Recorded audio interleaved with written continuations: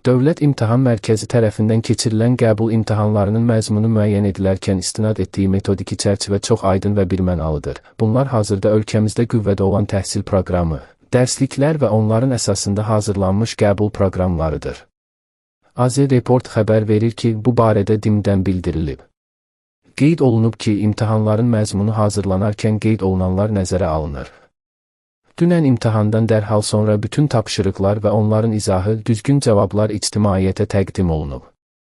İmtahanda iştirak edənlər, həmçinin valideynlər, müəllimlər, ekspertlər bütün test tapşırıqlarının izahını ixtisas qrupu, eləcə də qapalı və kodlaşdırıla bilən açıq tipli tapşırıqların düzgün cavablarını müvafiq hiperkeçidlərdən əldə edə bilərlər. Sual kitabçaları da imtahan iştirakçılarına verilib. Bütün bunlar imtahanın məzmununun ictimaiyyət üçün nə qədər açıq olmasının bariz göstəricisidir.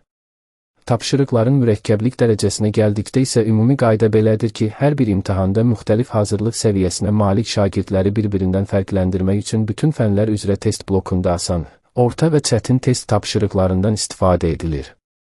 Həmçinin imtahanın çətin olması isə nisbi bir məsələdir. İmtahan iştirakçısının hazırlıq səviyyəsinə görə bu əlbəttə dəyişir. Hər hansı bir tapşırıq kimə görəsə çətin, kimə görəsə asan ola bilər. Qeyd edək ki, ali təhsil müəssisələrinə qəbul imtahanı seçmə və yerləşdirmə məqsədi ilə keçirilir.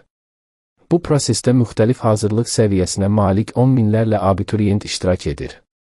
Məhz bu fərqlilikləri ortaya çıxarmaq və abituriyentlər arasında seçim edə bilmək üçün imtahanda mürəkkəblik dərəcəsi asan, orta və çətin tipli test tapşırıqlarından istifadə edilir.